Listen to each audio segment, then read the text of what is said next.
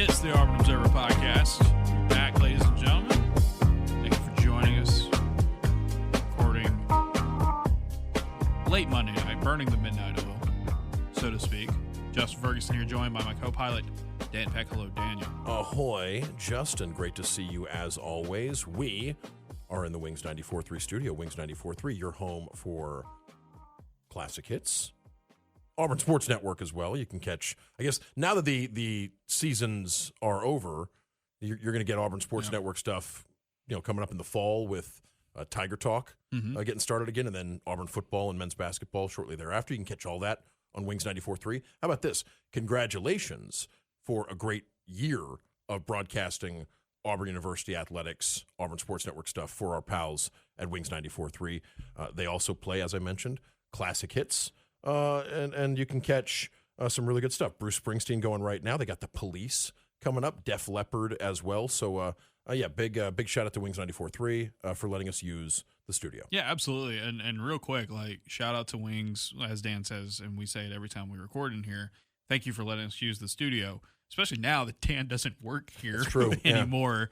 But they're still gracious enough to let us use it outside of business hours. So shout out to everybody at Auburn Network for making this happen, because it helps us out tremendously, and they don't have to let us do this now, especially they have less of a reason to let us record in here. But thanks to Steve and the gang for letting us do this. You mentioned that I no longer work at Auburn Network. How'd week one go? It went really well. I'm really enjoying my new my new home at WVAS, the voice of Alabama State.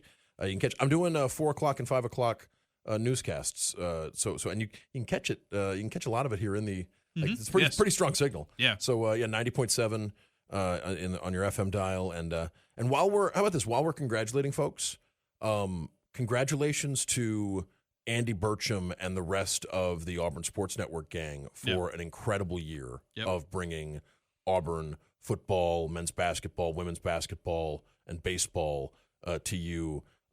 Throughout Auburn radio and with Auburn Network, but also on the website and across the network. So Andy, Brad, Jason, Randall. Incredible group of John Cohen.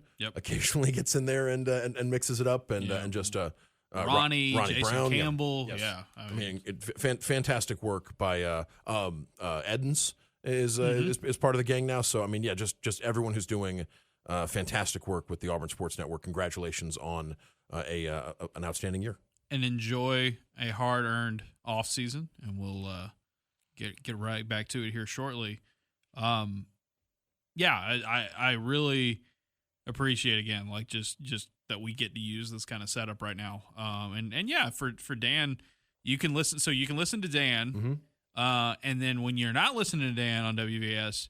There's a good amount of jazz on there, right? Yeah. My dad, when he found out that you were going to WVAS, my dad works in Greenville.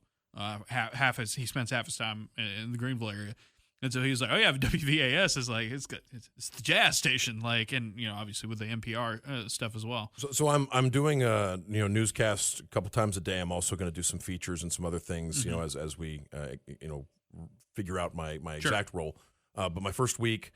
Got to talk to some old friends. Adam down at Troy got me Kyle George because it's been a pretty busy couple of days for our pals at Troy. Barry McKnight also nice enough to give me some time. I talked to Rhett here at Auburn about what's been a pretty special last couple of days and figures to be a big week for Auburn athletics in the city of Auburn. Mayor Ron Anders nice enough to give me some time, and Congressman Shamari Figures. Gave me a call to talk a little. That wasn't sports related. That was general news. So you had Leon too, and I had and Justin Lee to talk about the Auburn golf men's golf national championship. So a lot of cool stuff going on. So. Yeah, I'm really enjoying it and missed the drive. Loved my time there. Hope you continue to listen to that outstanding program. But yeah, I'm really enjoying my my role at WVAS. Yeah, it's awesome. Good stuff. All right, so this is going to go a number of directions here. I guess we'll start, and I don't want to belabor the point too much. It's been a few days at this point, but Auburn baseball coming to an end. We don't have our baseball experts in here for this episode. We had a really good run with them on the podcast. I know you guys. We've disbanded the baseball boys. They'll be back at some point. But our pal Henry Patton, who did an excellent job giving us Auburn baseball coverage for the very first time at the Observer. Appreciate everybody who's sent in feedback, comments on it, because I thought it was a really cool addition. He's doing a baseball roster tracker this year that's already doing really well on the site. So keeping track of everything. I'm very glad Henry is part of the gang. He's doing great work, and to have Adam Cole on, because the work Adam Cole did covering the baseball team this season, and the expertise that he brings every time we get to talk to the sweet boy.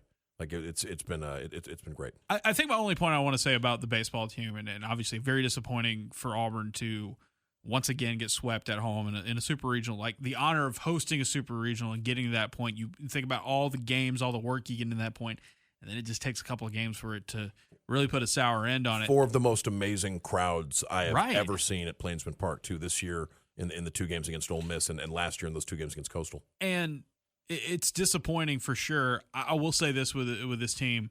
There was a lot of kind of, especially in that second game, a lot of like, man, that is just baseball stuff happening to you. And I think baseball is one of those sports, I say it as a guy who's a fan of a Braves team a few years ago, which had the best offense since the Murderers Row Yankees, and then gets to the playoffs and can't really do anything with it. Sometimes you have to, especially in a sport like baseball, I think you have to be really good. You have to rise to the occasion, and you kind of have to have some luck go your way from time to time.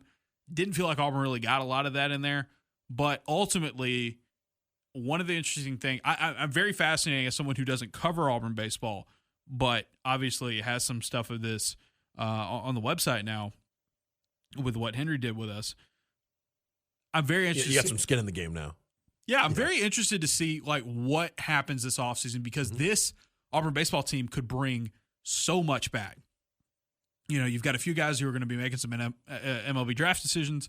You're going to have, really the guys who are guaranteed to leave, it's not a ton. And you've got a really good young core. You've got guys that are locked in to at least playing college baseball next year, and you feel like Auburn's going to, as good as they've been at retaining and keeping key young guys, going to make it worth their while.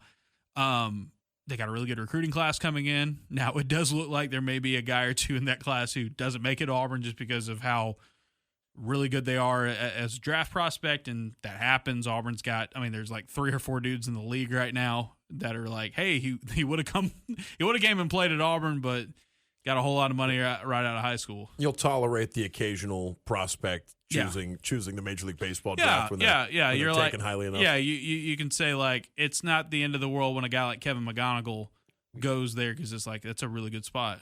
We spent a lot of time analyzing the team, the last couple of weeks, and noting how young, especially the lineup. But also most of your starting pitchers. Yeah. So I think this is a team that could be, depending on what happens, could be one of the trendy picks in the SEC next season, especially if they can hold on to a lot of what folks can. Right now, it feels like you can safely project he's going to be back. And as far as the actual Ole Miss series, as you said, there were so many moments on Saturday of that's baseball, and that's just that's the way that's the difference between winning and losing can be whether or not Ethan Bingham's absolutely crushed ball into the outfield finds the glove of an Ole Miss player or goes a couple of millimeters higher and is an extra base hit. Right. That drastically changes the complexion of the game in the series. Jackson Sanders is, based on every piece of information you had, that's the guy you want in that situation going in and trying to get you crucial outs to force a game 3, and Ole Miss gets a hold of a couple of them. Yeah, and it's like that, and that's. And I think my thing is that your second year in a row where you've had this fantastic season and you lose in the Supers at home. Which, look, there were a lot of really good college baseball teams who didn't get this far this year. But I think Butch Thompson had a really good point when he said, it's not a pat on the back or congrats anymore when you do it. This is we know we're capable of this.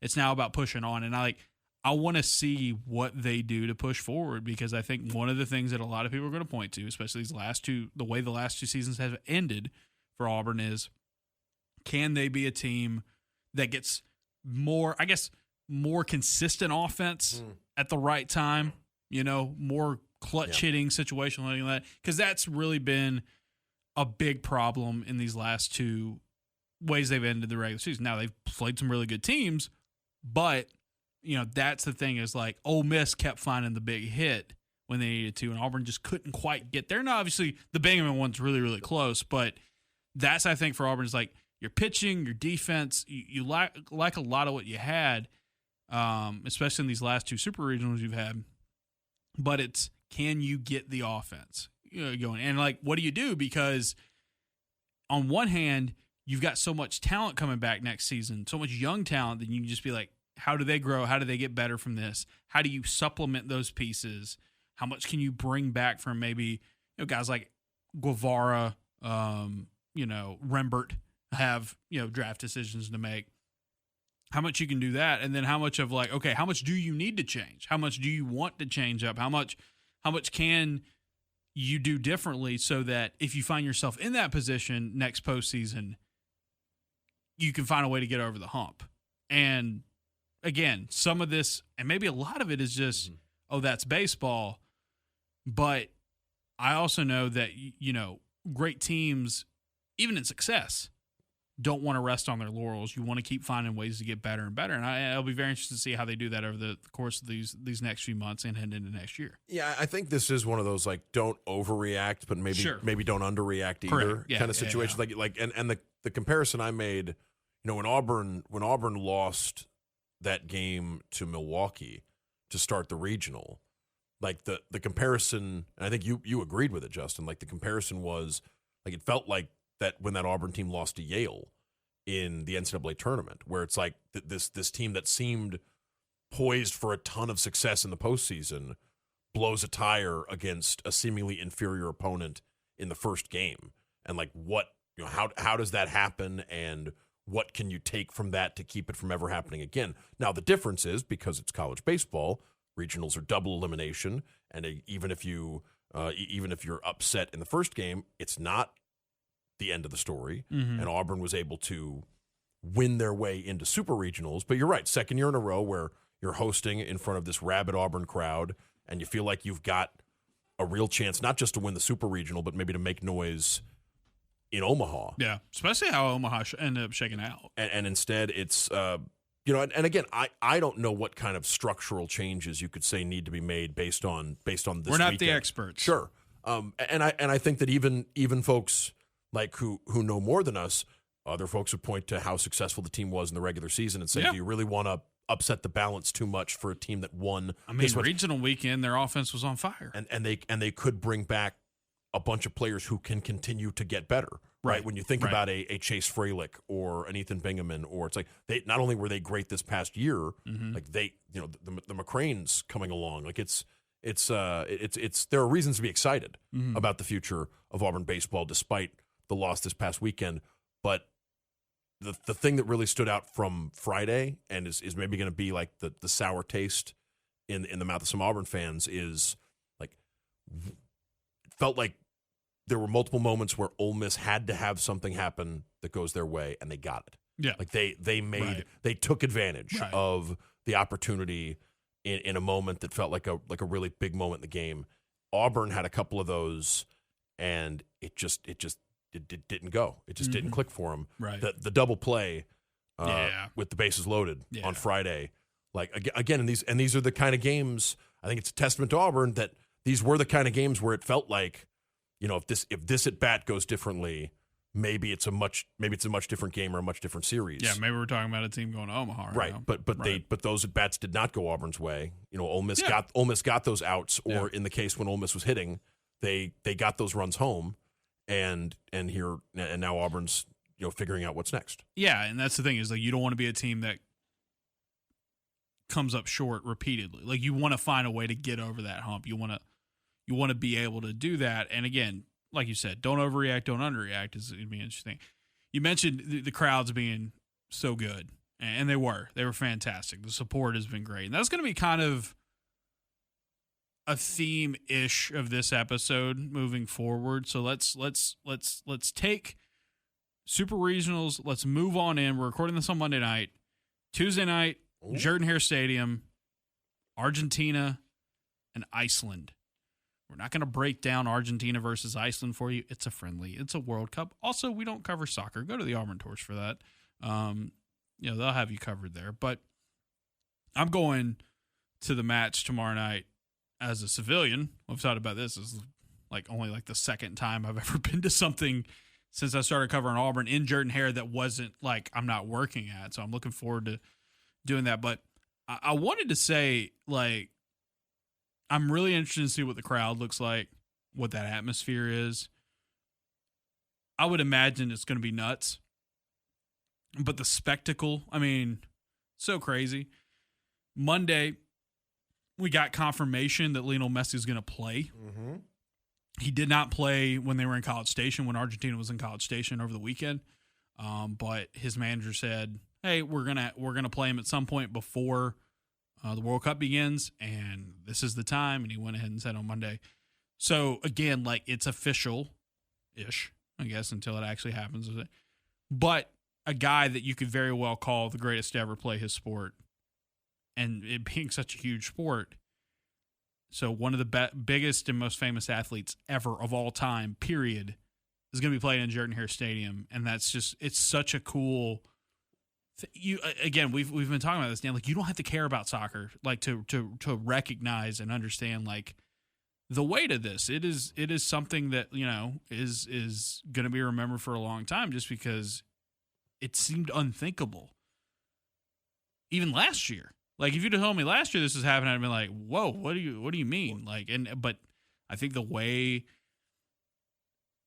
college sports economics has changed and how everything's been kind of opening up a lot more, this has created this wild possibility of Lionel Messi and the defending World Cup champions playing in Jordan-Hare Stadium, which is crazy. And to be clear, I am a super casual when it comes to soccer. And, sometimes these World Cups or a Euro tournament can get me, excited to go pick up, a copy of FIFA from several years ago and fire it up. I did play the 2014 World Cup game today. Man, the retro FIFA games are. I know I got to be respectful when I say the retro, as in it's from. Yeah. But this one was from 12 years ago. Fantastic, yeah. Those games are the best.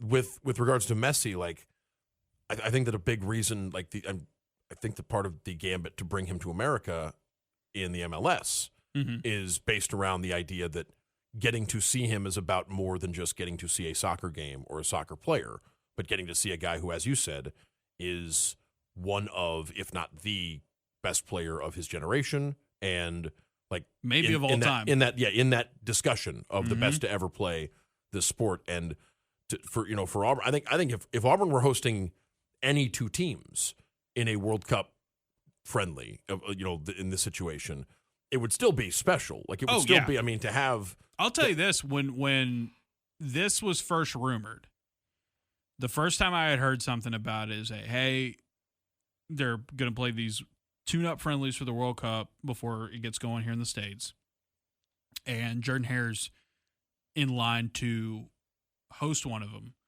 The word I had heard early was it's a top 5 team in the world coming to Auburn. I think we discussed on the air the 5 teams that we think would be the most needle moving. Right. And then these. It got to a point where it was it's either Argentina or it's France. And I think we landed. Those are the two the 2 World Cup champions, the last 2 World Cup champions. I think we said those 2, Brazil, England, and I guess you could say the United States because of what it would mean.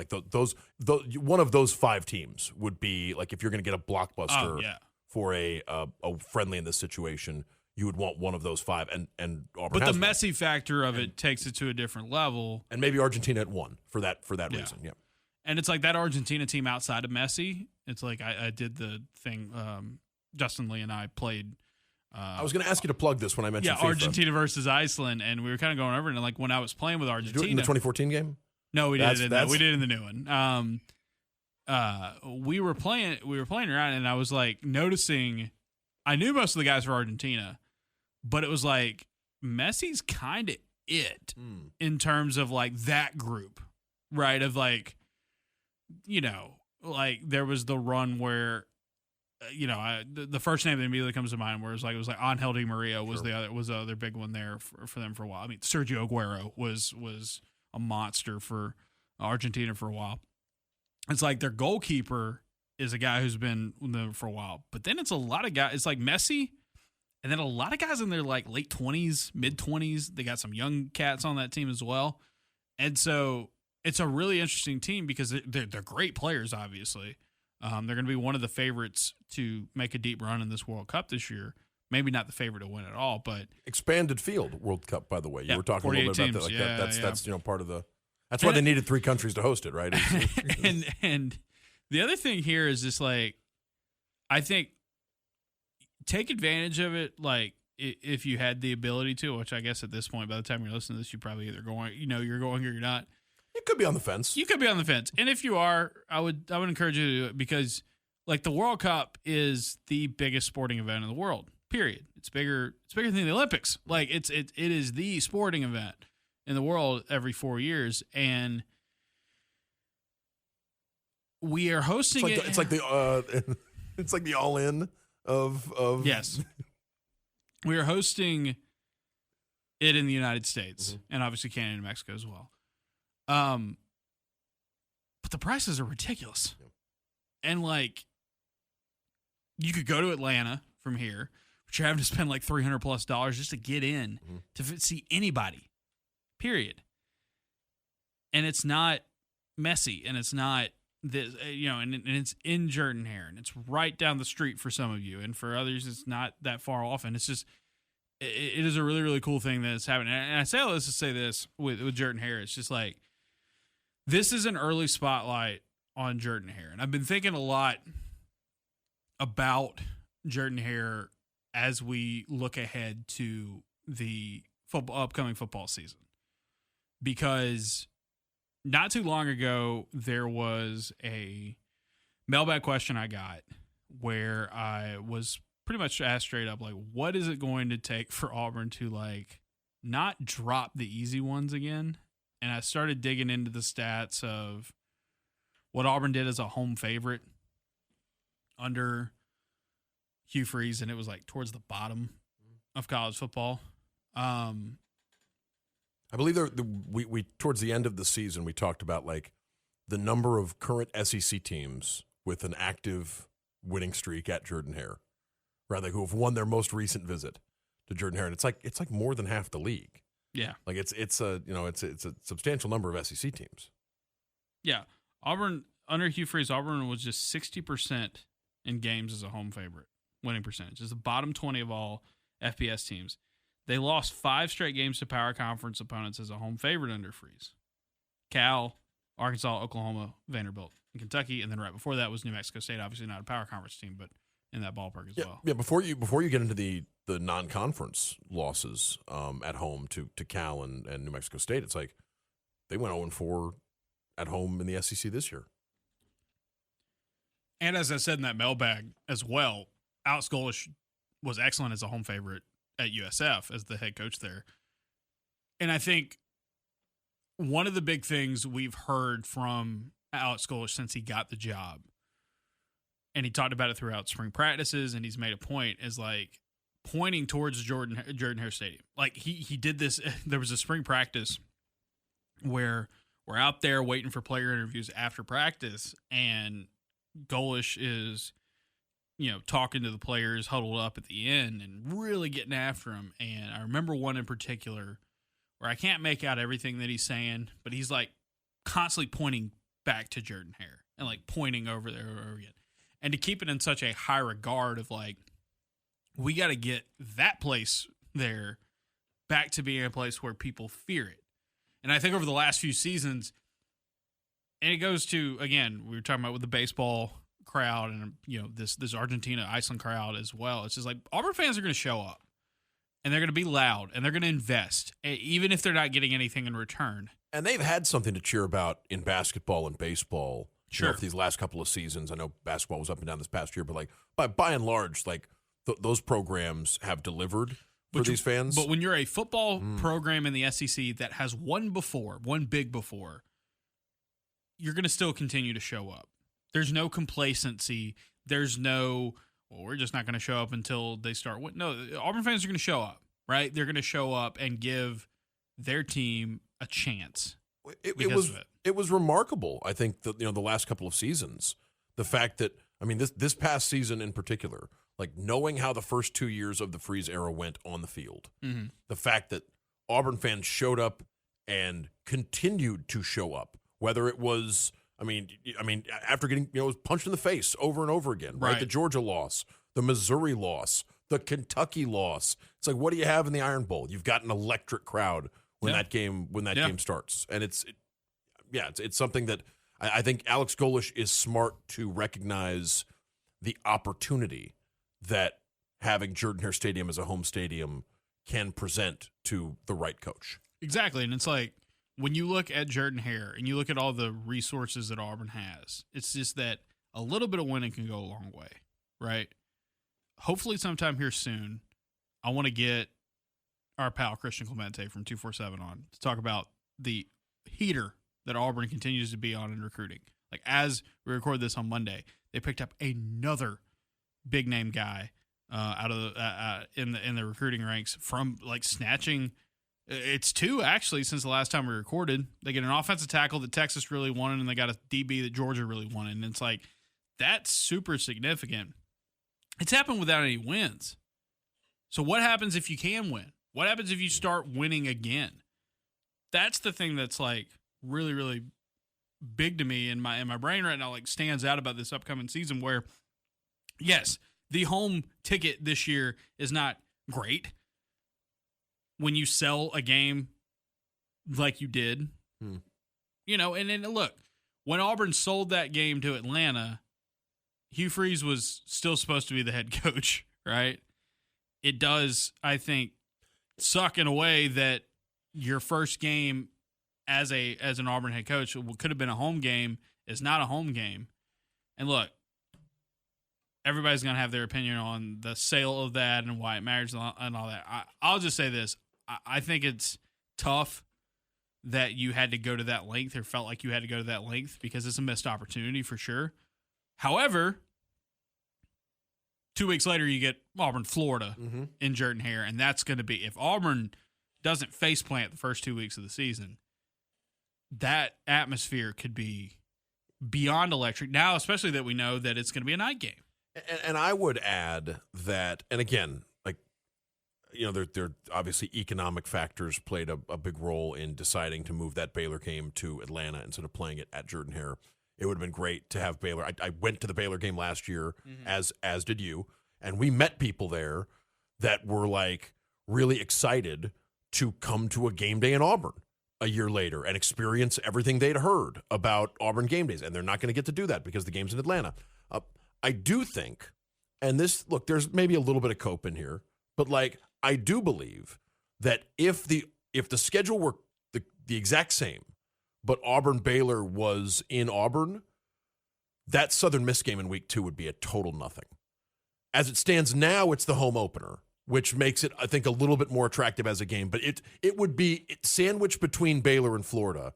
I think that Southern Miss game, if both Baylor and Florida were at home, that Southern Miss game would seem extremely skippable to Auburn fans that maybe don't attend every game. And I think by moving the Baylor game to Atlanta while taking the Baylor game off the schedule for Jordan-Hare, I do think you've added at least a little bit of juice to the week 2 Southern Miss game because it becomes the home opener. And I would say you would have more juice. Of course. Absolutely. Net juice across those 2 weeks, it's probably better if you for sure. Yeah. And again, and clearly this decision was not based on schedule juice. No. That's not. It wasn't based on what fans want to see either. It was based on how much more money can you maximize from the situation. Yep. And that's just like it or hate it or anywhere in between. That's just the reality of where college sports are right now, and especially like what Auburn under this administration has decided to do in response to what the reality of college athletics is, especially college football. One more factor on Golesh and like okay, good. I know we're not done, but like Golesh with like the what Jordan-Hare Stadium could represent. I say this as someone who went to a couple of USF games nearly 20 years ago, but like I've heard not just from USF people, but when you are a tenant in an NFL team stadium, there is a there is a limit to what kind of home field advantage you're going to have, and 100%. it's not like the USF games were true sellouts. You know, when they were playing at home. I think Miami experiences that now. Sure, a ton, and that it's Miami, and it's a team that played for a national title last year. Absolutely true, and they still play in like half-empty stadiums a lot. So I would think that maybe like there's for a guy like Alex Golesh who saw what Vol Nation can do for a Tennessee program and the factor, the impact that could have on games, and then coached, in an NFL stadium for a couple of years. Like the thought of coming back to a stadium that can rock like Jordan-Hare Stadium, it's got to be even more attractive to a guy like that. And I think about how in the last few seasons, and again, this is also something else I pointed out in that mailbag, so reiterating some of that here, how much like just having a pulse on offense could have meant so much for Auburn. Because I think about the early Gus days, right? And maybe not even 13, but like 14. And especially like 16 and 17, for sure. And I think about those games where it's like, I think 14 and 17 are good examples. 17 obviously was in a class of its own. But like, you even think of 14 here. Like, how messy and not great. Not that messy. Yeah, not that messy. But how rough those defenses were. But you felt like Auburn always had a shot. Mm-hmm. Meanwhile, you have the inverse of that in the majority of the last few years at Auburn. And you get in these home games and it's just like pulling teeth, man. And it's just psychologically the difference is, look, it's important. Like, defense is having an awesome defense can help you out a ton. And I think Auburn doesn't have, like, there's no telling where Auburn's at these last few years if they don't have the defense that they've had, right? But I just think just psychologically the difference you could feel of if Auburn just has life on offense again, what that could do back to Jordan-Hare where it's not like, the defense is doing its part and you got the crowd going, but it's just like if you can give the crowd reason to believe because you're at least putting the ball in the end zone a little bit more frequently, or a lot more frequently as the case could be, that just does so much for this team. It's like that's another thing. It's like where when we talk about Golesh pointing to Jordan-Hare and getting it back, can he be the coach for this moment that Auburn needs? Because he's also got that offensive background to him that if he can be anything like what he's been as an offensive coach these last few years and bring that to Auburn, you could see where that it could really just feed on itself. The crowd, the offense and the crowd, back and forth, because you already got the defense for the most part. And this is a phenomenon that started in a way towards the end of Gus, where it's like you're talking about, I don't know how many, like you look at Gus's last 3 or 4 seasons, how many losses are there where the defense just gets destroyed? And how often is it you had a defense that kept you in 18 and 19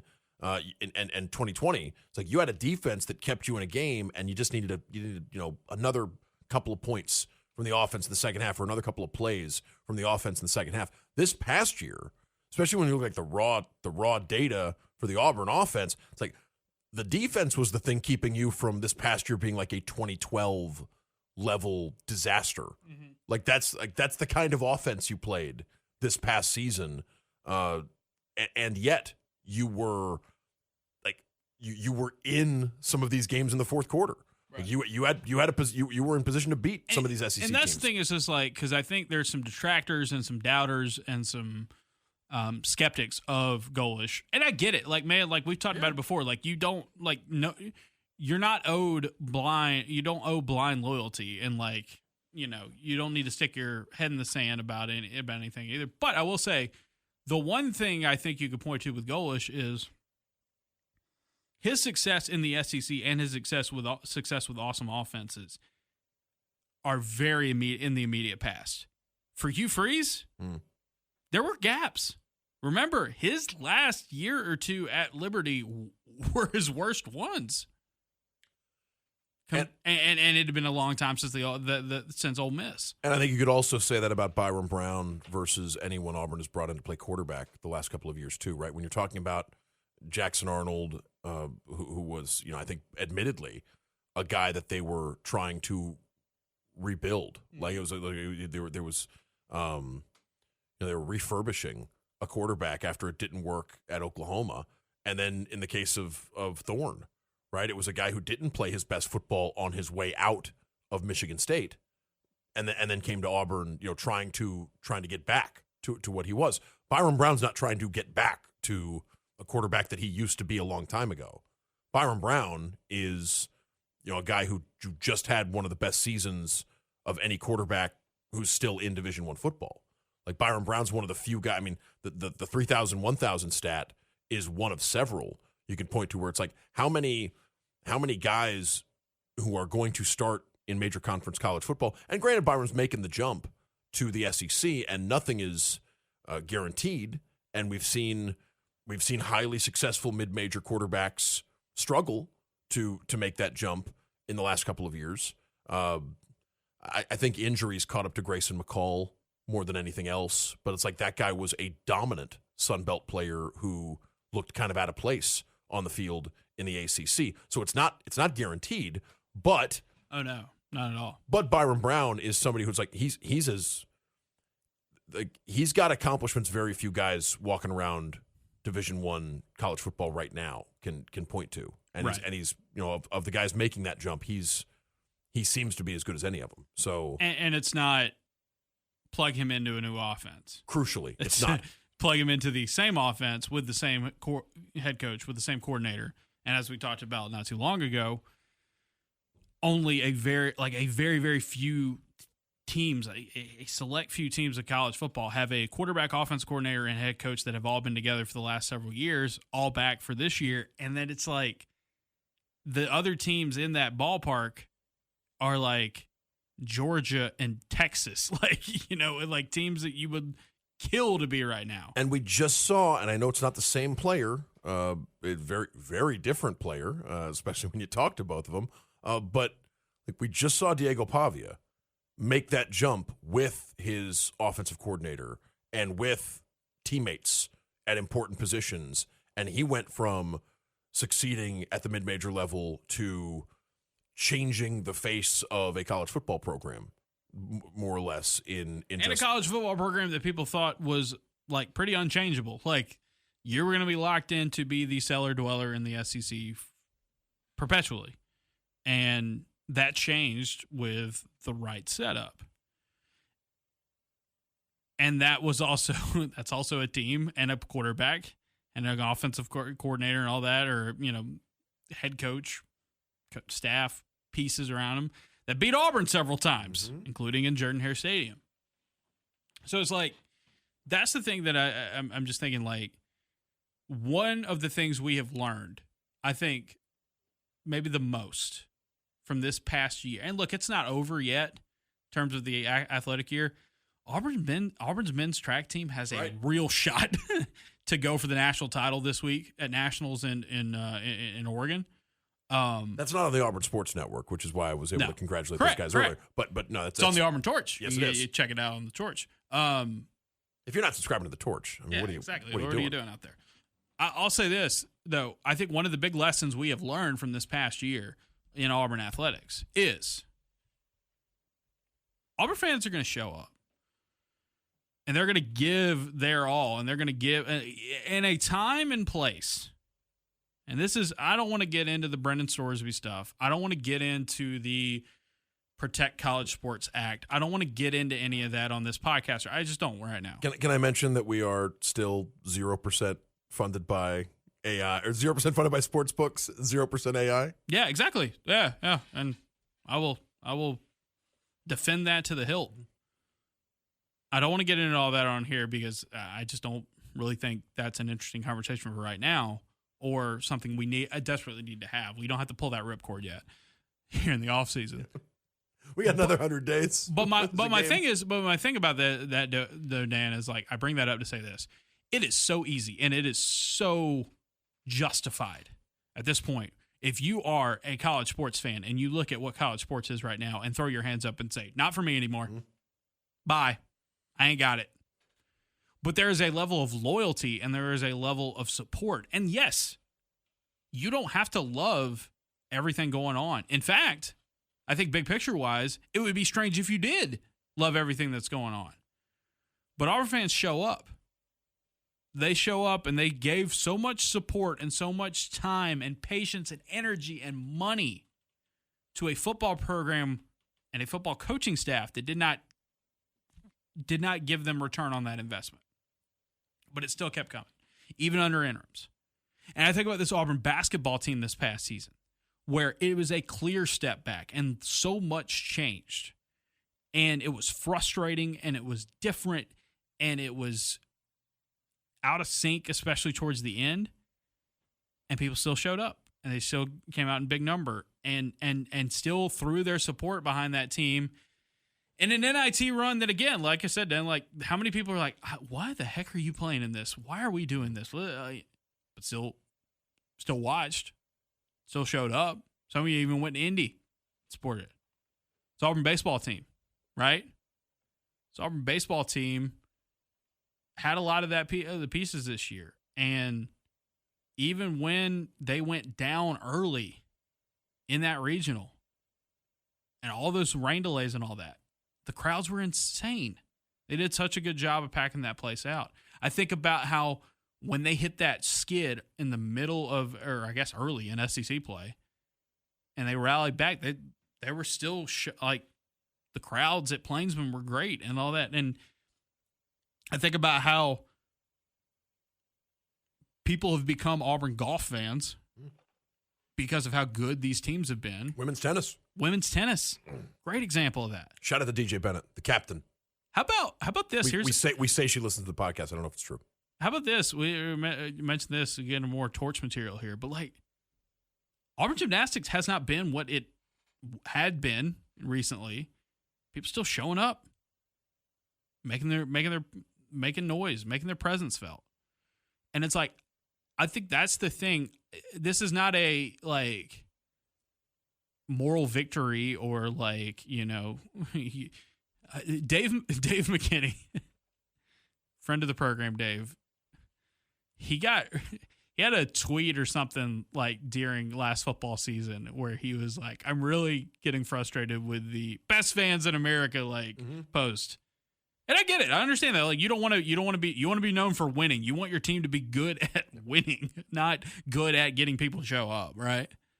But like that's my thing is that Auburn people show up. And that is such a weapon, and the right people need to be able to use it and not take advantage of it. Not take it for granted, but weaponize it. Like to really take that and make that a power. Because if people are showing up in record-breaking numbers for things, and people are showing up in great numbers, when you were in the like football, let's go back to football here real quick. When you were in the midst of the worst run for a program in the modern era, and people are still showing up, people are still going nuts, people are still selling out. Like that's something that it's different. That's not happening everywhere. A newsflash, that's not happening at places where there's a lot of success going on, sports-wise. And so when I think about Jordan-Hare and I think about this upcoming season, and no, it's not a Georgia, Alabama coming here year. It's a lighter year. You do get that Florida game, though. You get LSU as well. And it's like, if this can be the start of using that as a thing to get wins. Obviously, men's basketball used it as a way to get wins for years, and they want to get back to doing that more, obviously, in the near future. Dan, this is just a roundabout way of saying it's like Jordan-Hare specifically and the Auburn fan base it's special. It's a dangerous combo, and there's an opportunity here to get to turn it around and to make that matter in the wins and losses than we've seen for the last few years. And I'm going to tell you, like, just being there in Jordan-Hare Tuesday night for this Argentina-Iceland thing, nothing to do with Auburn, nothing to do with an Auburn event. But I will be in there watching that and seeing the people who show up for it. And again, it has nothing to do with Auburn. And thinking in my head, you know, the next time I'm going to be in here, it's going to be for a game more than likely, or maybe it'll be showtime. And I don't know, it's just easy to get your mind heading in that direction, especially in the offseason. You said something earlier, and I do like the fact that it hasn't, for the most part, it hasn't in any meaningful way, the crowd experience has not diminished in the face of this losing the last couple of years.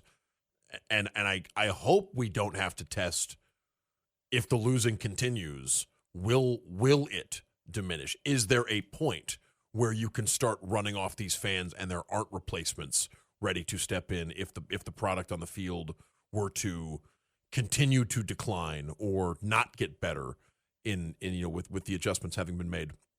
And I'm really like racking my brain thinking of like, is there a program where we thought of them as not just a winning program, but like that's a top tier football atmosphere, and it's gone now because of losing, or it's really diminished because of losing?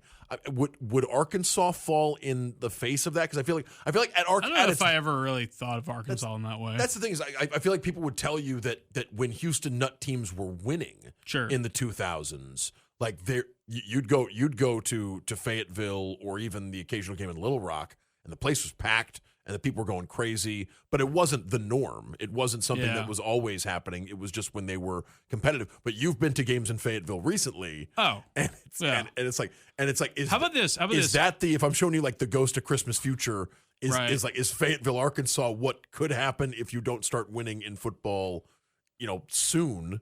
I think about like South Carolina. Mm-hmm. And look, you don't want to be Arkansas, South Carolina long term because you want to be a program that wins. But I people think about who went South to Spurrier games, and like those things. And maybe this is me being too far into this local context and not knowing a ton. Maybe this might be orange and blue glasses here, but like I feel like LSU and Florida are two places where when things aren't going well there, you can tell in the crowd. And I don't know you can really feel that as much as Jordan-Hare, right? And again, that's not a moral victory. Like, you don't get bonus points for having the most loyal fan base or anything like that. But I do think LSU and Florida are two examples of places where Tiger Stadium in the Swamp can get Death Island in the Swamp can get as good as any environment in college sports, period, college football, period. But those places can get thin. Those places can get groany. When the team's bad, you'll start to think, man, it's hot. It's hot out here, you know. Yeah. Hey, there's a lot of other things to do in this town. And you don't hear that as much at Auburn. You haven't seen it or experienced that much at Auburn. And I think it's the old Pat Dye quote about how Auburn people just love Auburn. You know, it's not just Auburn football. It's not just it's everything. And I think one of the things that has the potential to make the hire of Alex Golesh and this new era for Auburn football has the potential for this to be a very successful one, is I think you have a coaching staff and you have a program from top to bottom that sees that and recognizes it and wants to do right by that. And it's not just lip service. Like, I think you're putting in the steps right now before they even play the first game to make it happen. And this is minimal. This is very, very minimal, right? It's a little thing. I don't want to make a mountain out of a molehill here, but did you see, Dan, earlier this week, or I guess it was last week, the Auburn released some shots from like media day for football, where like they're like, hey, we're taking pictures, doing hype videos and stuff like that. Did you see the aesthetic? Did you see the theme they were going with? Yeah, they're not doing the frost and the snow and the ice anymore, right? Yeah, right. That's one thing. But the other thing too, what was the aesthetic? Like it's Sanford Hall. It's it's Auburn. It's Auburn. It's Auburn iconography. It's not here's who our coach is. Or how about this? It's not even here's what our coach is really, really good at. We've done that before. We've seen that. Or it's not this like generic like work and hustle and stairs or stuff like that. CGI. It's not CGI. Yeah. Like, it's actually Auburn. It's Auburn. Yeah. It's Auburn. And it's like, that to me is like, it's a little thing. And I don't want to blow it out of proportion, but like, it's a little thing, but it's like, it's something that's, again, do you get it? And look, Alex Golesh is going to be judged by how much he wins or doesn't win on Saturdays in the fall. Period. Point blank. End of discussion. But until then, until we get to that point, we've said this a few times here recently. We had it on the mailbag, the last episode, for the subscribers, where it's like the vibe charts for Alex Golesh. It's like there's so much of this where it's like you get it, and you're pushing a lot of the right buttons at this point. Can you push enough of them to make what happens in Jordan-Hare matter more? Like what that support you get become a real factor again. I'm trying to use the word genuinely less because I read that's like a warning sign that AI wrote something as if they used really the word. Weird. Yeah, it's ironic, right? That AI would be using the word genuinely a lot. But if AI uses the word absolutely a lot, I'm screwed because I say absolutely a lot. So it's genuinely Auburn. Like that's what's going on in those pictures, which is to some degree a change of pace or a breath of fresh air compared to what you'd seen for a long time. It's interesting that Alex Golesh is the one having to push these buttons because it was just a couple of years ago that he's part of a staff that shows up at Tennessee. And I mean, I remember hearing that like the Tennessee crowds were still showing up for Jeremy Pruitt, but there was concern towards the end if they were reaching a breaking point of some kind, and folks thought that there was a ton riding on the Heupel hire and whether or not Tennessee could, had the guy that could maybe get them back to what those fans expected. And there seemed to be some parallels between what Alex Golesh is walking into. I mean, Heupel came from UCF, right? Which is like the Wario. I don't know who's Wario, whichever like is. One of them is Wario, one of them is Mario, depending on your point of view, I guess. But that yeah. But like it depends on your point of view. I would say I've always thought of USF as the more established football program because I think about the Big East runs that they had. I think about the who was the quarterback? Was it Matt Grothe? Yeah, Grothe came to Auburn and won. Yeah. And I think on his 21st birthday. Was it who was the coach there? Oh, I always forget his name too. He's the guy we went to. It ended poorly. He was an assistant. Really poorly. He was an assistant with the 49ers. Yeah. Forever. I know exactly who you're talking about. But like that. But yeah, Jim Knowles? No. Is it Jim Knowles? No, somebody else. Yeah. I'm gonna look it up. Keep talking. Levitt. Jim Levitt. Jim Levitt. There you go. And it's like I think. And by the way, USF and UCF hate each other, so it can't be Mario and Luigi. Right? It's got to be Mario and Wario. It's Mario. Yeah. Because I think with UCF, and obviously they beat Auburn and had the national championship claim and all that. I think of UCF more though as like pre that year. My thought of UCF was, remember that time they went 0-12? Mm-hmm. Like remember how bad George O'Leary was there? Like that's more the UCF that I think of. Now, I will say, remember when he coached Notre Dame for a week? Yeah. Now, I will say people will point back to like when they had Dante Culpepper. And like came to Auburn and like gave them a heck of a game. Mm-hmm. Blake Bortles. Yeah. Bortlemania. Yeah. So, back and forth. Your results may vary on that one. But my point is, like, you've got Heupel, who had to. I think Heupel was facing a lot of the same pressure when he got to Tennessee. Right. That especially in light of like, boy, this is not a golden era of Tennessee football, and he had he was under the gun, and I think there's some of that. Obviously, the situations aren't identical, but there's some of that with what Alex Golesh is stepping into, and maybe that experience. I mean, that was my question at the press conference when he was introduced. Mm-hmm. Was that you were part of a couple of turnarounds at USF and before that at Tennessee that seem like they have similarities to what Auburn is dealing with right now, especially the Tennessee one. Like, what'd you learn? What were your takeaways? Yeah, and tapping into the things that make a program special was part of his answer then. Like embracing those traditions and getting the fan base excited, not just about what you're going to do, but about the things that have gotten them excited about the program for a long time. Like being able to harness that and use it to help get to help turn things around. Yeah, is it's if it's available. I don't know how many of those traditions he could lean on at USF, right? Stepping into that situation, but like at because it's a relatively new program. That's not like it's not like a knock on like no. It's not like big, but like but it's different stepping into a program that's had Auburn success in the past and also has the wealth of traditions that Auburn has over the years. And I'll also think, just point to it, Josh Heupel's been at Tennessee for 5 years. And in his 5 years at Tennessee, he is 45-20 overall, 24-16 in SEC play. He's been 500 or better in SEC play every year he's been the head coach at Tennessee. He's had a winning record every year he's been the head coach at Tennessee overall. He's had 2 top 10 finishes. He's been to a playoff. And has won a couple of big bowl games, like it won the Orange Bowl, like playoff expansion, won the Citrus Bowl pre-playoff expansion too. And I think if you're Auburn and you say, hey, the next 5 years are going to look a lot like what Tennessee's got, you take it and run. You run. Now, yes, obviously you would love, and Tennessee would definitely like it, to hear there's a championship involved in there. There's an SEC title. There's something bigger. There's playoff wins there. There's a run.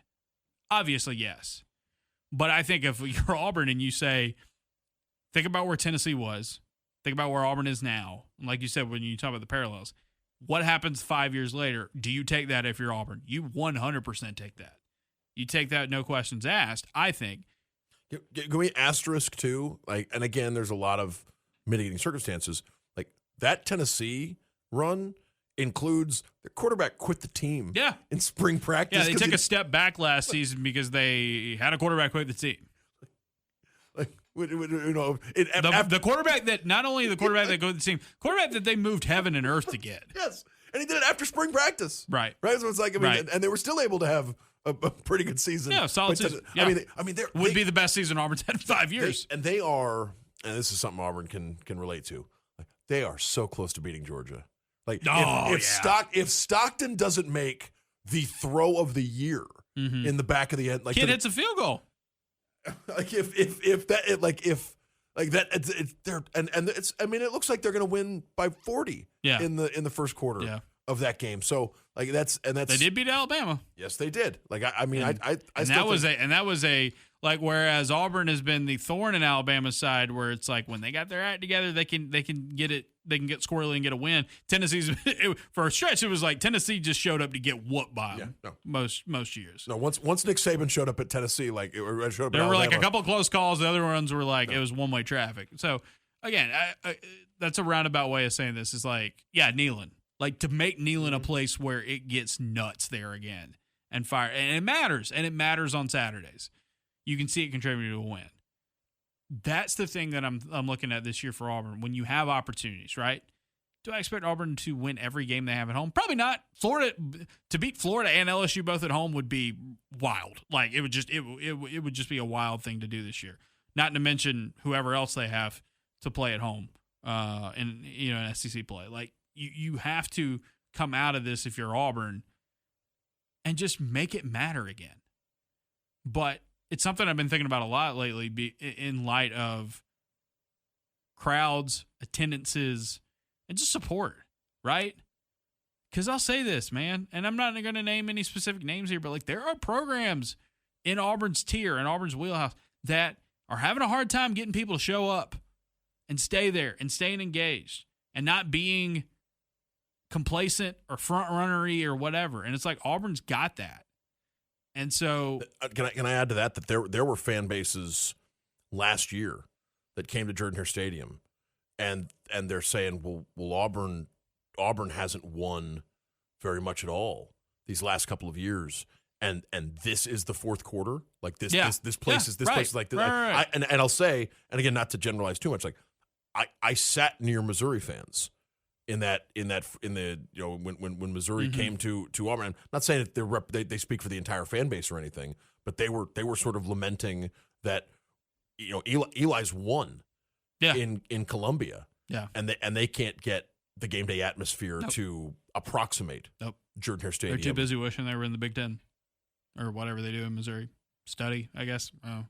I'll point this out too. Just thinking about it, who did a really good job of playing to the crowd and using that as a weapon? We talked about it just a minute ago, but I'll reiterate here. Bruce Pearl, that Auburn men's basketball team. Like, even before they took off, it was, you get that support, you pay it off. And like at Auburn, you had to build it in basketball. And you had to really build it again in baseball.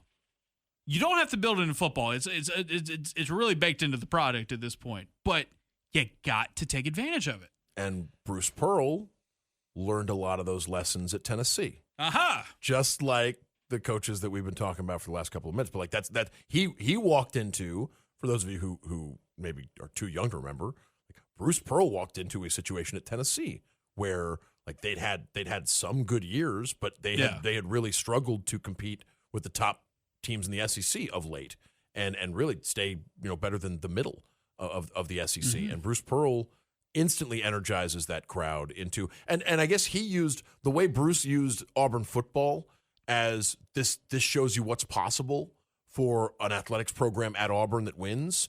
He really used Tennessee's football, but also Tennessee women's basketball. Yeah, Lady Vols. Yeah, he looked at the women's. He looked at what Pat Summitt had created and said, right, if the right coach with the right message wins at Tennessee, you could have something like that in men's basketball. Sure. And it took him like 2 months, like once the season started, before that's what the crowds were like, and that's what and sure, I mean I think he's a 2 seed or a 3 seed in his first year at Tennessee, taking over a team like it's and again has him at number 1 at one point. Exactly, like a lot of it, a lot of that set the stage for what he was able to do at Auburn.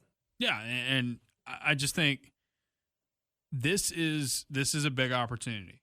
I'm not saying Auburn needs to sweep their home schedule this year, but like if they can win some more of these games, starting this year, they can pay off on it. Look, the setup is looking good, and like I said, I want to do a little bit more recruiting talk here on the podcast in the near future because there's a lot of it, and AU Nerd and I worked on a newsletter last week about it, and it's only gotten even stronger since then in the recruiting. But like, you look at the recruiting Auburn's doing right now before they even play a game. What happens if you win? Like, what happens if there is so much potential? And I'm not saying national championship right now or SEC championship right now. I'm just talking about, like, could you speed up this rebuild process? Could you be ahead of schedule? Could you do something crazy? I'm not saying like go be Gus Malzahn year 1, right? Not saying win a national title in year 2 like Gene Chizik did. But, like, you're in this day and age of college football where you can make it flip like that. Indiana's the extreme example of that. But, like, look how quickly the Death Star got going, relatively speaking. Look how quickly the Death Star for Ole Miss standards got going under Lane Kiffin. Look at how quickly Tennessee went from sad to scary on offense. Like that. I would also mention, I already mentioned Pavia, but it's like we've seen a couple of quarterbacks show up and immediately change the fortune of teams. And I know it was an up and down season for John Mateer, but they made the playoff. Oh. And he came in from Washington State with his assistant coach. Yeah. I look at like Missouri and like how much success they've had relative to Auburn, and like Auburn's in a better spot with better resources and better support. What happens there, right? I look at a place like Auburn was picked to finish ahead of Missouri in last year's SEC preseason bowl. How about Texas A&M, who thought they had the big money move that was going to make it all work, and it doesn't work, and they just go get a dude who just wins football games. It's not perfect. It's not perfect at A&M, but they're winning. They're doing a good bit of winning with it, and it's just there's potential there. And yes, I think there are elements of this too. There's a rebuild. I think year one for Auburn right here in Riley Schools, it is going to look like a rebuild. It is going to look like you have work to do. It's not going to be instant success runaway like that. If it is, and we've seen that happen here at Auburn, it would be a very Auburn thing for it to happen. But I think there are elements of this season coming up that are going to be like, look, this is a build. This is going to take time, and offensive line's a big one there. Just you got to stay the course. But if you're recruiting well and you can just win more games, you can speed that process up, because in this day and age of college football, like I said, you can kind of skip some steps, or you can crunch that timeline a lot more. And part of that could be, look, again, we've mentioned Florida and LSU as the two big home games Auburn's got this year. You win one of those, you somehow win two of those, but you get a marquee home win and make it stick. What else? What else are you gonna need? I should know the other two home SEC, Arkansas and it's Vandy, isn't it? It's Arkansas and Vanderbilt. That's right. Yep. Yeah. And so again, it's like, can you get a signature home win and make it stick with this team? What does that do? Because we've already seen what you can do as a recruiter, and we've already seen what you can do as bringing talent in and getting things set up before you even win a game. So what does it look like moving forward? Yeah, and we've seen. I mean, I'm thinking of programs too of late. Florida State comes to mind. Miami comes to mind, where it's like once they had the right person in place, things that had gone. I mean, you think about Florida State, like the end of Jimbo, the Willie Taggart years. I mean, the thought that they have a conference championship since then, and I know they've had some uneven years under Norvell. But Florida State has now taken the mantle from Auburn of what? Who knows? Who knows what you're about to look like this year? Yeah, they're never going to. Especially if Ashton Daniels is going to be your quarterback this year. To borrow, no shade to Ashton. It's just that's not the most. That's not me knocking Ashton as a quarterback overall. It's just me being that's not a consistent commodity at quarterback. It's just not. To borrow from Justin Lee, let's see if Florida State ever has a normal season again in college football. Yeah. Let's see if they ever do. But Florida State, I think Florida State and Miami are both. Which back in the day under Bobby, it was just that was the most set your watch to it. Here's 10 wins minimum. All right. They were the 90s Braves, right? They were the 90s, except the safest bets in sports in the 90s, right? Were the Braves are going to win the division. The Florida State Seminoles are going to win the ACC in football. The Bulls will probably be pretty good. There are a couple things you just absolutely, and a lot of them have, by the way, not been the case in recent years. But Braves are back though. The Braves are the one exception to that. But no, I just think that is there are examples of I mean, especially at places that prioritize football. Mm-hmm. There are stories of once they put the right people in place, once they had the right person, right plan, right time, because it does feel like it's got to be the intersection of all of that. Once you have that, a lot of what happened can wash away. A lot of what happened, stuff that would make you think. Again, Tennessee is a great example. There were times when we thought Tennessee was finished. Oh yeah, it was it's gonna be a long dry spell, and I think the conventional wisdom when Heupel was hired was this is going to take a while. This is going to take I think people were surprised by how good the offense was in year one. Yeah. And if, Tennessee was also dealing with some pretty unpleasant NCAA stuff. Yeah. Then. Pretty quaint now to think about. Exactly. It's one. It turns out Jeremy Pruitt was a pioneer. Yeah. Right. Sean Miller and Jeremy Pruitt. Jeremy Pruitt was doing stuff that would get him hired as at LSU right now. They'll take him right now. Absolutely. I mean, it's adorable to think that used to end careers. But like you're saying, right place, right person, right time, right plan, all that. Seems like a lot of stuff can just wipe away if like a dry erase board. And again, we'll see if Auburn's got that. I'm just saying, the vibes are looking pretty good. And it's more than just like you're banking on pass success, like distant pass success, or maybe like recruiting chops or something like that. It seems like it seems more well-rounded. Is that fair to say? Is it there's some more depth. There's some more backbone to this than talk and plans for the future. And look, I mean, that's the thing. It's like Freeze recruited really, really well. Didn't really turn out like it seemed like, and it seemed like the game had just kind of passed him by on the offensive level. Like it's just what he was doing was not working anymore for whatever reason. It's just what was not working anymore.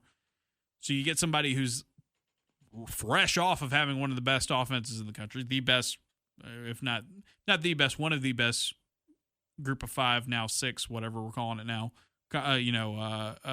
conferences offense. And then, not too far away from walking into a similar situation to Tennessee and saying, here's what we do, bang, let's get it going. And so to circle it all back, it's just when you talk about having the right time, the right setup, the right opportunity, I think support is huge in that. And I think the way Auburn's recruiting right now, like, look, if people weren't buying into what, Alex Golesh is selling right now, and I'm talking about from a donor perspective and a recruit perspective, they wouldn't be doing what they're now doing right now on the recruiting trail. There's obviously something working. And maybe some of that is just naturally from the donor and the fan perspective. Maybe some of that is just naturally built in for a fan base that's hungry, that's starving for success again. But I think also some of it is just Auburn. It's just Auburn. And you can talk about being cliche, and you can talk about you being cheesy and corny and whatever about Auburn. And like sometimes that stuff can get overblown. It can get too super sweet and just, it can be very rose-colored, a fairy tale view of it at times. But a lot of it is true, right? If it wasn't true, I don't think we would be here. I'll tell you this. How about this? I can end on this note.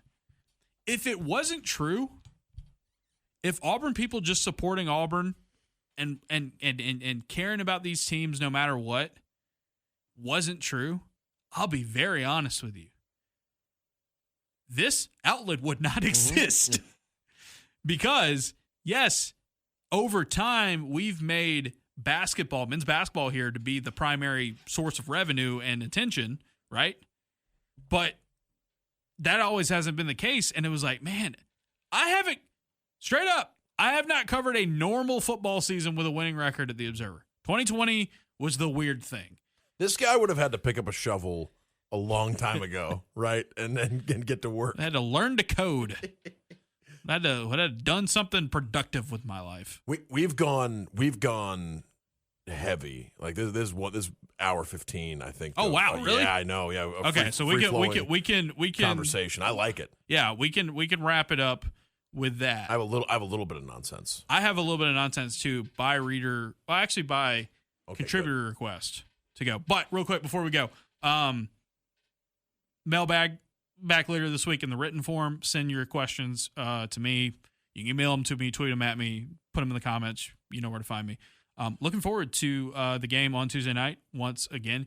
If you see me and you can recognize me and you subscribe, I know I don't put my face out very often by design, but like if you're a subscriber and ask him what time it is. We cross. Isn't that what we said? Yeah, we cross paths. Say hey. I always love it. Like it's really, really, really cool stuff, and I'm like excited because like World Cup starts this week, and I'm jacked up because. Here's the thing. I'm one of those people where it's like you talk about we just talked a lot about like hardcore fans and supporting them no matter what. Dog, I can be a very fair weather fan when it comes to soccer, especially. And my team, Manchester United, has been wandering for the better part of the last decade. But this past season, back in the Champions League, good season. We're taking steps forward, which has made me, in turn, want to watch soccer more. And I'm really excited about the World Cup. As much as I think FIFA is one of the worst organizations on planet Earth and all the problems with the World Cup already. But anyway, I'm excited, looking forward to it. Like excited to go to a game with my wife, who's a huge soccer, like a much bigger soccer person than even I am. Was a much better soccer player than I ever was. And then like just being there as a civilian again, this is gonna be fun. I built the Queens Park Rangers into a pretty there you go. Pretty significant. Was this like dynasty. Was this like when Joey Barton was still there? This would have been like FIFA 12 or FIFA 13. Yeah, like and they Joey were, Barton. Like they had just. I think it was during their like 1 year.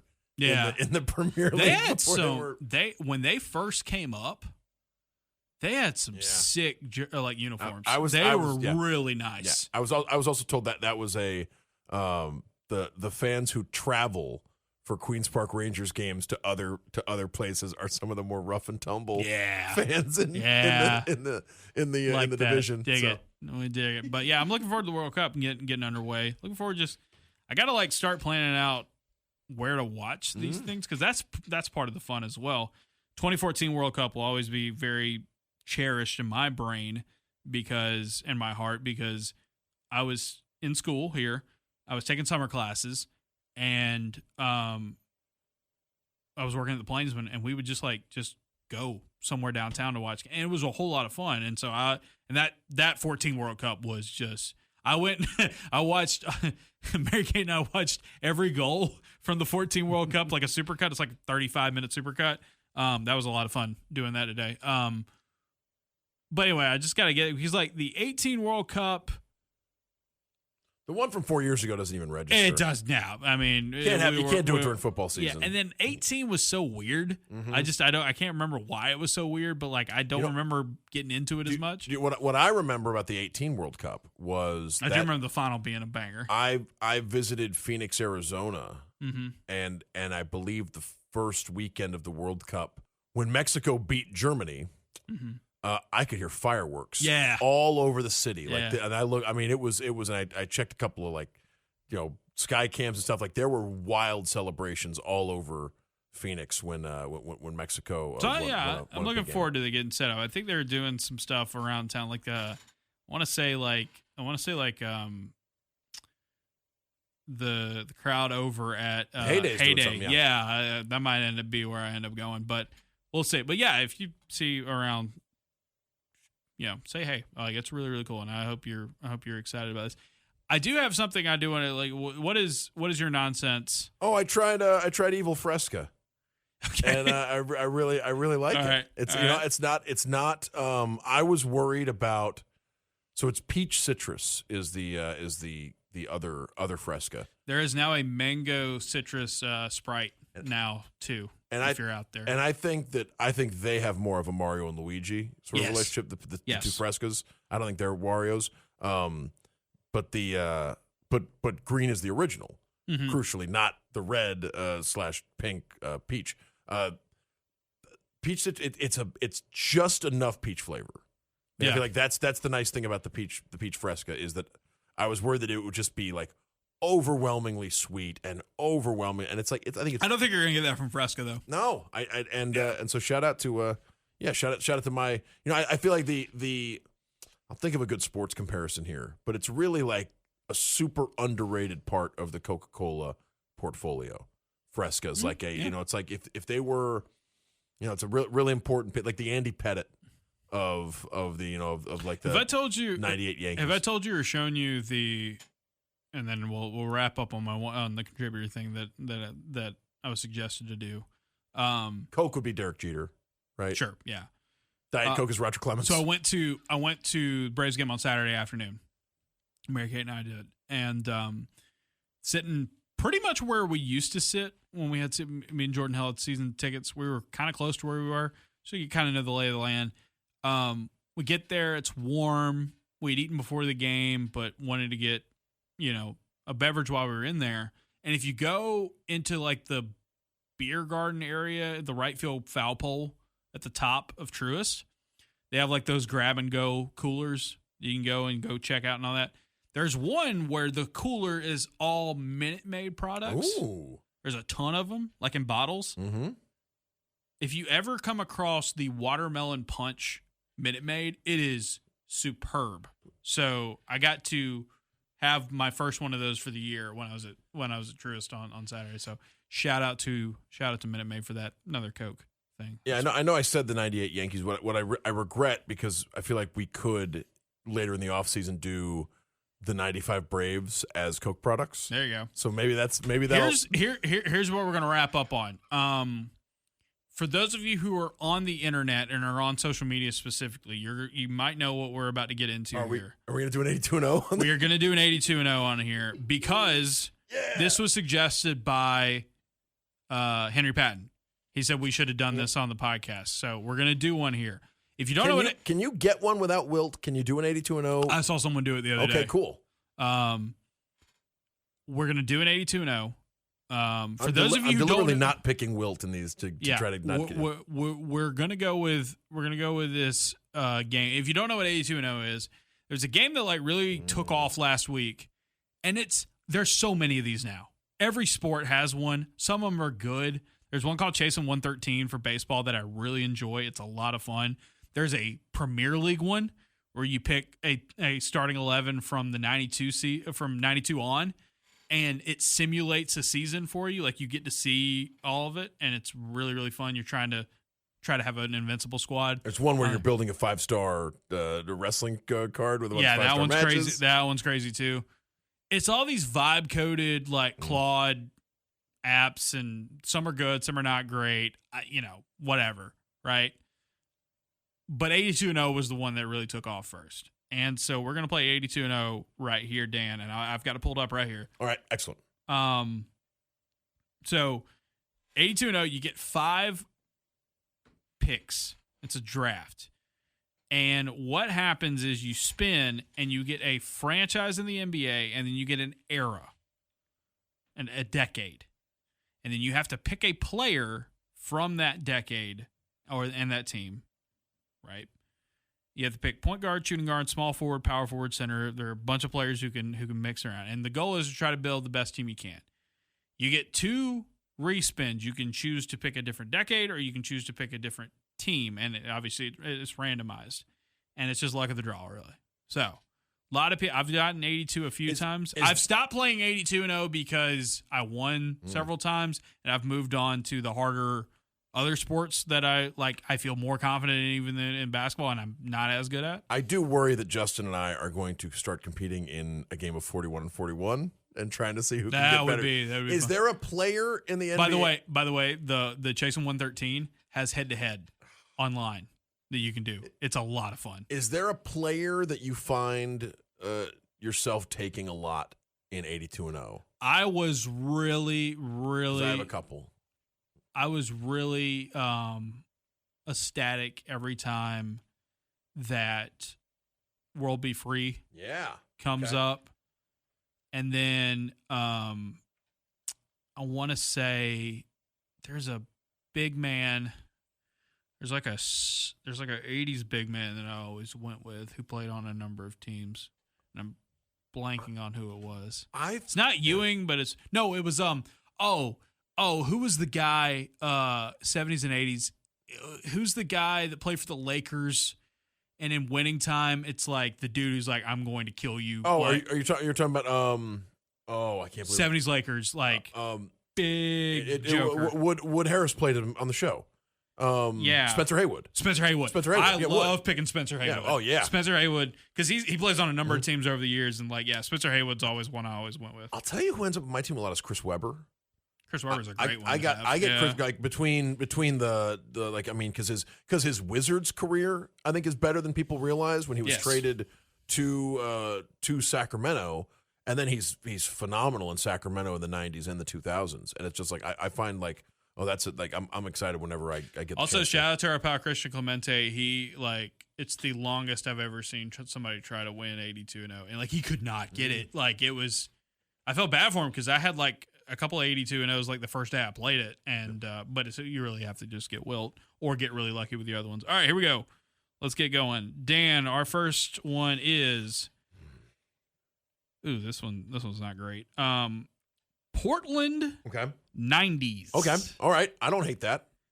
Clyde Drexler comes to mind immediately. Your top available player by points is Clyde Drexler. Rod Strickland's got average 17 and 8. Is Rasheed Wallace on that team? Rasheed Wallace is 14 and 6. Okay. It's okay. Scottie Pippen had a good season. That might be 2000, so. Yeah. I don't know if Scotty's on the. I think he had a good season with the Blazers. Do we go Clyde or do we go? What's Drexler eligible at? Is he just wing, guard small forward? You can play Clyde at 22, 6, basically average 22, 6, and 6, with about 2 steals a game and nearly a block a game. Do you think you can have Clyde as one of your 5 on a great? Yes. Okay. Yeah. I think so. That's the thing. Is like I think we could put him at. I think we could put him at the 3 and hope we get like a superstar 2. Yeah. Yeah. I think that's aim for a Jordan or an Iverson or something. All right. Kobe. All right. We may need to. Ooh, maybe not. We may need to respin on this one, but you'll keep it in mind. 2000s Clippers. Ooh. And the name that jumps out first is Elton Brand. Elton Brand, yeah. Baron Davis is good. 20, 10, and 2 blocks a game. How's Baron as a Clipper? 14 and 4. Okay. Actually, 8 assists. Okay. So that's not terrible. I think you could go Elton Brand at the 4 and try to get a dominant center. I don't hate that. I think Elton would be the. Because I don't want to use a respin at this point because it could get real. Although the Clippers would be it'd be a new team, right? We'd probably you don't want it, unless you just want to go world be free or Kawhi. I think more recently, I guess you could try to rock with that. I mean, Chris Paul's numbers are very good in the 2010s. I'll go Elton Brand. Let's go Brand. Yeah, I like that. All right, next pick. All right, here you go. Easy. Golden State Warriors 10s. Oh, I think we should take. Well, I don't know. Monte Ellis is. I mean, you can take KD. Yeah, David Lee, but you get Steph's. I think we go 23 and a half. I think we're putting Curry, and we have the possibility of still getting that shooting guard we were talking about. If you want to play Curry at the 1, yeah. You want to play Steph at the 1. Let's go Curry at the 1. See what happens. All right, here we go. We still got both of our respins left for the last 2 picks. Houston 90s. Oh, Hakeem. I think it's Olajuwon. Yeah, I think we're taking Dream at the 5. Sorry, because we can't take Chuck. Yeah, Chuck, and we already took Drexler. Yeah, yep. We're going the Dream. All right, so we have both of our respins left. Okay, heading in our last one, and we have flexibility where we could move Curry to the 2 if we get a superstar 1. Right, like if there's a. Here we go. Here's the play. Sixers 2010s. It's not great. Yeah. I mean, is it?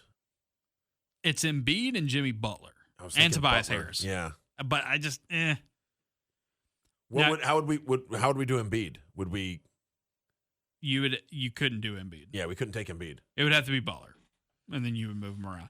I say I'm not sure. I'm not sure. I feel like if we took Jimmy Butler with the team we had now, we're winning somewhere in the neighborhood of like I think between 65 and 73. Yeah, 73 is probably really bullish. Do we go for a different team and try to find a How about this? 2 that way? Well, let me ask you this: if we respin and get Iverson, 90s or 2000s, you can play him. It'd be good. You want to try a new era? Let's try era first. See if we can get ourselves Allen Iverson. I guess Harden's an option in the 20s too. And we have the 20s, and we have I suggest we try a new team in the 20s try to get like a Luka or a. What are Harden's Sixers 2020s numbers? Because 21, 10, and 7. It's pretty good. I kind of wonder if wonder if you go James Harden here. You want to take Harden? Yeah, I mean, I like that. Okay, I like that more than had we taken Butler. Yes, in the previous round. So Harden, our lineup would be Curry, Harden, Drexler, Brand, and Hakeem, and I think that's at least a 65-win team. I think we might win 70 with that. All right, let's go. 72-10, Dan. Wow. Okay. Yeah. All right, so we're close to the Warriors. Okay. That was pretty good because look, we do get we get some like Hall of Fames, a lot of Hall of Fame talent on that group, but like we didn't get a LeBron or a Jordan Kobe. or a Wilt or a Kareem, and 72 wins. Hey, I wouldn't want to play that team. I wouldn't want to play that team. Now here's your assignment. For those of you who have never played 82-0, go to it's literally 82-0.com. Play it. Tell us how you did if you haven't played it yet. If you have played, tell us your favorite teams you've built, and you get one more challenge. You get to play the other way I play 82-0, which is you have to come up with the worst team you can think of. But the catch is you have to pick players you know. You can't just scroll to the bottom and say, oh, well, this guy. It has to be somebody you knew existed before you start playing. So for me, when I play this game, it's a lot of that guy was a cool college player, but he was nothing in the NBA. So, like, you're getting a lot of, Jimmer? Yeah, it was like, I had one the other day where it was. Adam Morrison? Oh, yeah, that would hurt my feelings. I had a 5-77 team the other day where, like, on my team, I had, like, Liam Robbins and Jordan Bell from the Bulls Jordan Bell. Like, that's your assignment. Shabazz Muhammad makes an appearance on. Somebody told me you can get Jared Harper. Okay. He played for like the handful of games he played minutes in the league. So you have your marching orders. Either give me a fun 82-0, or if you have a fun if you can get 41-41, Dan's trying to get that. Dan's trying to find it. Or give me the worst team you can find. I have not seen anybody go lower than 5 wins. So lay it on me. It's nice and quiet. Shh, shh, but soon again. Shh, shh, starts another big riot.